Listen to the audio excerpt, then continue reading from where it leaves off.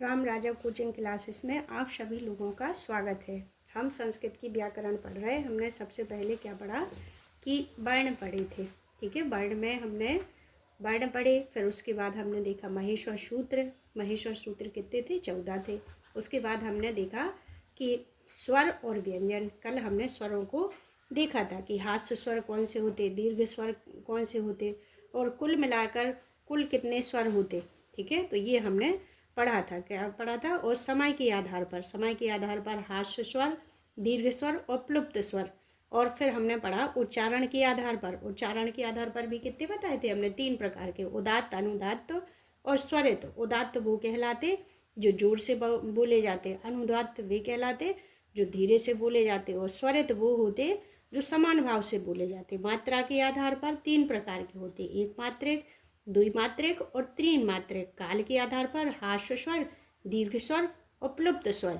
हास्य स्वर वे कहलाते जिसमें एक मात्रा होती, दीर्घ स्वर वे कहलाते जिनमें 2 मात्राएं होती, और प्लुप्त स्वर वे कहलाते जिनमें 3 मात्रिक, 3 गुना समय लगे। ठीक है, तो वे प्लुप्त स्वर कहलाते। काल आधारित स्वर विभाजने का स्वर प्रमाण कहा। हमने बोला कि काल के आधार पर स्वर को विभाजन करने में कौन सा स्वर प्रमाण के रूप में माना गया? तो किसको माना था हमने? ऊ को। कौन से ऊ को? बड़े ऊ को। अब आता कि हास्य स्वर में कितनी मात्रा होती? जितनी हास्य स्वर को बोलने में उतना समय लगता जितनी हमें पलक झपकने में टाइम लगता। फिर दीर्घ स्वर को उससे 2 गुने समय में लगता, प्लुप्त स्वर को उससे 3 गुना समय में। जैसे ओम बोलते तो ओम टाइम लगता उसमें। अब आता अपने ये स्वर हो गए। अब हमें पढ़ना है व्यंजन। ठीक है, तो व्यंजन कितने प्रकार के होते?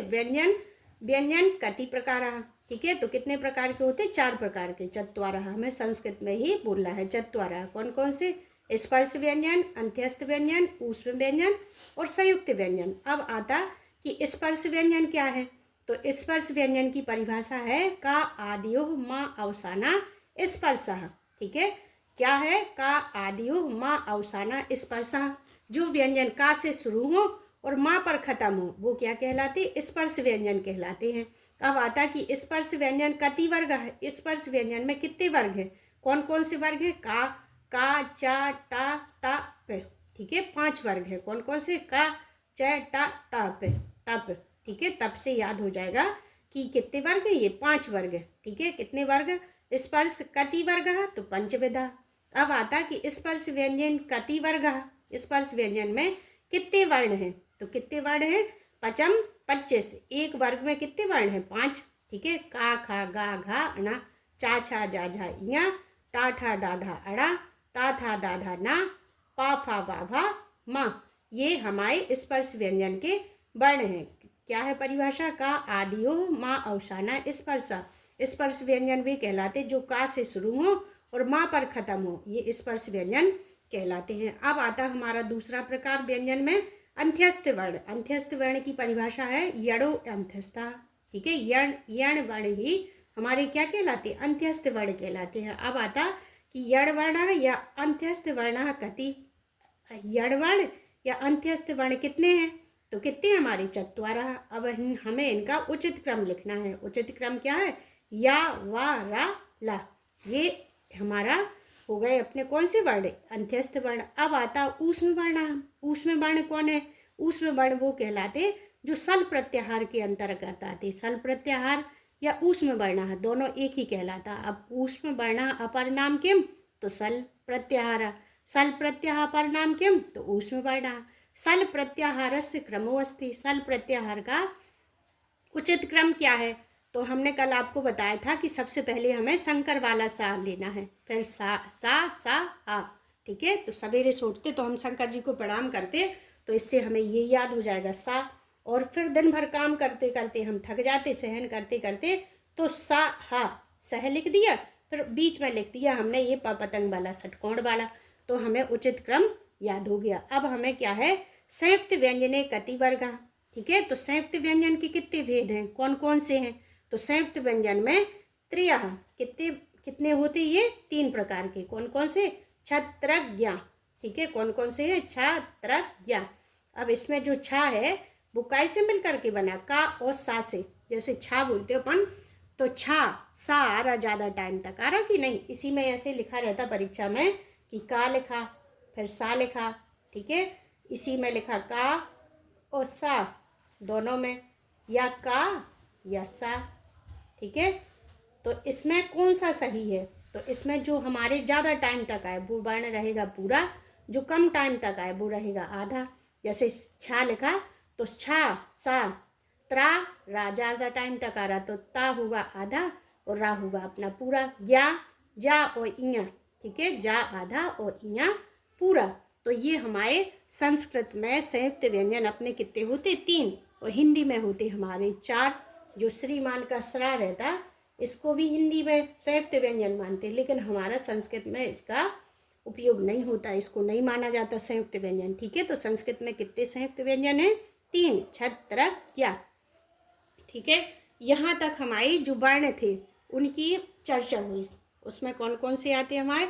स्वर आते, व्यंजन आते और अयोगवाह, इनकी हमने अभी तक चर्चा की है। अब आता हमारा भाषा क्या है। जैसे हम आपको कोई चीज़ बता रहे हैं तो भाषा के माध्यम से ही आप तक पहुँच रही, ठीक है। तो भाषा क्या है? भास धातु, अच प्रत्यय और टाप प्रत्यय, ये इससे मिलकर के भाषा शब्द बना है। भाषा कौन से लिंग में है? संस्कृत में कितने लिंग होते? 3 लिंग, पुल्लिंग, स्त्रीलिंग और नपुंसक लिंग, ठीक है। तो भाषा हमारा किस में है? स्त्रीलिंग में है। अब आता कि संस्कृत कौन से किस किस से मिलकर के बना? तो सम उपसर्ग की धातु और कित प्रत्यय, ठीक है, किससे मिलकर के बना है? कित प्रत्यय। संस्कृत को संस्कृतम बोलते, संस्कृतम भाषा निबंधम लिखते अपन लोग कि नहीं? संस्कृतम, संस्कृत कौन से लिंग में है? नपुंसक लिंग में। अब आता व्याकरण। व्याकरण किस में है? व्याकरण किस किस से मिलकर के बना? तो बी उपसर्ग, आंग उपसर्ग, क्री धातु और लुट प्रत्यय, ठीक है। ये लुट जहाँ पे भी ये प्रत्यय आएगा वहाँ पर हमारा क्या है? ये नपुंसक लिंग में ही वह शब्द माना जाता है। अब या तो नपुंसक लिंग आ जाए या क्लीवी आ जाए या क्लीवम आ जाए, ये एक ही है। चाहे नपुंसक लिंग आ जाए, चाहे क्लीवी आ जाए, चाहे क्लीवम आ जाए, ये एक ही है, ठीक है। तो अभी हमने पढ़ा कि भाषा स्त्रीलिंग है, संस्कृत नपुंसक लिंग है, और व्याकरण भी हमारा कौन से लिंग में है? नपुंसक लिंग में। अब आता कि भाषा शब्द स्त्रीलिंग भवति, ठीक है। संस्कृत में बोलते भाषा शब्द स्त्रीलिंग भवति। विचार विनिमय का सर्वश्रेष्ठ साधन क्या है? हमारा भाषा ही है। भाषा को अनुकरण और अभ्यास के माध्यम से सीखते हैं। जैसे 2 प्रकार की संपत्ति होती, एक तो हमारी अर्जित संपत्ति होती, एक पैतृक संपत्ति होती। अर्जित संपत्ति वो कहलाती जो हम अपनी मेहनत के द्वारा कमाते, वो अर्जित कहलाती। और पैतृक संपत्ति वो कहलाते जैसे ही हम पैदा हुए वो हमें माँ बाप से मिल जाए, तो वो क्या है? पैतृक संपत्ति। लेकिन भाषा क्या है? भाषा को हम अनुकरण के द्वारा ही सीखते हैं। जो हम अभ्यास, जो हम सुनते हैं और जिसका अभ्यास करते हैं वो क्या है? हमारी भाषा। भाषा शिक्षण से द्वैपक्षा, भाषा शिक्षण के 2 पक्ष हैं, एक तो अनुकरण है, दूसरा है हमारा अभ्यास। भाषा कैसी संपत्ति है? ये अर्जित संपत्ति। हम जितनी ज़्यादा मेहनत करेंगे उतनी ही ज़्यादा हमें प्राप्त होगी। संस्कृत भाषा विश्व की सबसे प्राचीनतम, परिष्कृत एवं दोषों से रहित भाषा है। अतः इसे देववाणी या देव भाषा के नाम से भी इसे जाना जाता है। अब आता जैसे कंप्यूटर है, संगणक है, संगणक की भाषा सबसे शुद्ध भाषा कौन सी है? हम जानते हैं कि इंग्लिश है, लेकिन सबसे जो कंप्यूटर सबसे ज़्यादा एक्सेप्ट करता है जिस भाषा को, वो कौन सी भाषा है? वो संस्कृत ही है। संगणस्य कृते सर्वाधिका उपयुक्ता भाषा अपि, जो कंप्यूटर है वो सबसे ज़्यादा कौन सी भाषा को स्वीकार करता है? तो वो करता संस्कृत को। कंप्यूटर की सबसे उपयुक्त भाषा संस्कृत है, ठीक है। तो ये हमने थोड़ा सा आपको भाषा के बारे में बताया। अब आता कि व्याकरण, चाहे वो हिंदी भाषा हो, चाहे वो संस्कृत हो, चाहे वो इंग्लिश हो, तभी किसी व्यक्ति की सुदृढ़ हो सकती जब उसकी व्याकरण अच्छी हो, ठीक है। तो आता मुखम व्याकरणम स्मृतम। जिस प्रकार हमारे शरीर के पूरे भाग में मुख की मुख्य भूमिका रहती, उसी प्रकार पूरी व्याकरण में मुखम व्याकरणम स्मृतम। किसी भी ग्रंथ का जो मुख्य भाग है वो क्या है? व्याकरण। व्याकरण पाणिनि शिक्षा ग्रंथ है। जो शिक्षा पाणिनि की जो शिक्षा ग्रंथ है उसमें व्याकरण को मुख्य माना गया है। व्याकरण से कति प्रयोजनानि, व्याकरण के कितने प्रयोजन हैं? तो व्याकरण के हमारे 5 प्रयोजन है। कौन कौन से? रक्षा, ऊह, आगम, लघु और असंदेह। अब आता प्राचीनतम व्याकरणम कह। सबसे प्राचीनतम व्याकरण कौन सी है? तो ऐन्द्र व्याकरण, ठीक है। किसको माना गया? इसको ऐन्द्र को पाणिनि ने इसको प्रमाणिक रूप में माना है। ठीक है, इसको कौन सी में माना? प्रमाणिक रूप में। वर्तमान काले व्याकरण शिक्षस्य आधारस्य का है। वर्तमान में व्याकरण शिक्षण का आधार क्या है? तो लघु सिद्धांत कौमुदी। ठीक है, जो हम आज व्याकरण पढ़ रहे 1, 2, 6 से लेकर के 12 तक, या किसी भी कंपटीशन में जो भी व्याकरण पढ़ रहे वो हम लघु सिद्धांत कौमुदी की ही पढ़ रहे। ठीक है, इसको किसने लिखा? वरदराज ने। अब आता कि जब वरदराज ने लघु सिद्धांत कौमुदी को लिखना शुरू किया तो उनका सबसे पहले श्लोक था, इसका ये मंगलाचरण है। नात्वा सरस्वतीम देवी शुद्ध गुणाम करो अहम पाणिनीय प्रवेशाय लघु सिद्धांत कौमुदी। ठीक है, नम धन कित्वा, नम धातु और कित्वा प्रत्यय। ठीक है, किससे मिलकर के बना? ये नम धातु और कित्वा प्रत्यय से मिलकर के बना है। जो अपने वरदराज हैं वो सरस्वती देवी को प्रणाम करके कोई भी काम करते हम, चाहे अपने गृह प्रवेश हो या कोई भी बिजनेस हो, किसी को भी चलाने के लिए पहले हम पूजा पाठ करवाते हैं ताकि हमारा बढ़िया निर्विघ्न रूप से हमारा बिल्कुल सही से हो सके। ठीक है, नत्वा सरस्वती देवी शुद्ध गुणाम करो हम पाणिनीय प्रवेशाय लघु सिद्धांत कौमुदी। ये लघु सिद्धांत कौमुदी का सबसे पहला श्लोक है। वरदराज माँ सरस्वती को प्रणाम करके अपना काम शुरू करते हैं, अपनी लघु सिद्धांत कौमुदी लिखना शुरू करते हैं। लघु सिद्धांत कौमुदी का मंगलाचरण कैसा है? नमस्कारात्मक। वरदराज माँ सरस्वती को प्रणाम करते हैं। मंगलाचरण कितने प्रकार के होते? मंगलाचरण त्रयः। ठीक है, संस्कृत में ही बोल रहा है। मंगलाचरण कितने प्रकार के हैं? त्रयः।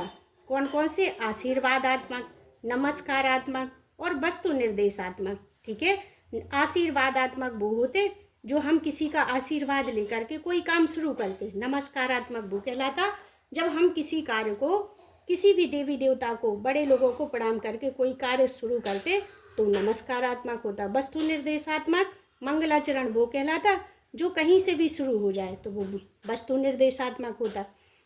जो हमारा लघु सिद्धांत कौमुदी का मंगलाचरण है वो नमस्कारात्मक मंगलाचरण है। जो वरदराज है माँ सरस्वती को प्रणाम करके अपना काम शुरू कर रहे। अब आता अपना ये हो गए हमारे मंगलाचरण। अब आता कि इत संज्ञक सूत्र क्या है? ठीक है, इत संज्ञक सूत्र, इत संज्ञक सूत्र है। इत संज्ञक सूत्र का पहला सूत्र है हल्यंतम। ठीक है, क्या है हमारा? हल्यंतम। हल का मतलब है हल और अंत्यम का मतलब है अंत्यम। ठीक है, हल क्या है? हल है हमारे व्यंजन और अंत्यम का अर्थ होता अंत में हो। ठीक है, क्या हो? अंत में। यदि किसी शब्द के अंत में व्यंजन है तो वो क्या कहलाएगा? हमारा हल्यंतम कहलाएगा। हल्यंतम यदि कोई व्यंजन, जैसे अड़ लिखा, अड़ में जो ढ़ा है वो क्या है? अंत में है। कैसा है? व्यंजन है। और कैसा है? हलंत युक्त है। ठीक है, ये क्या है हमारा? ये है हमारा हल्यंतम। हल्यंतम उसका नाम इत रखा गया। जो अंत में हो, आधा हो, व्यंजन हो, वो क्या कहलाते? हमारे इत संज्ञक वर्ण कहलाते हैं। अब आता हल्यंतम।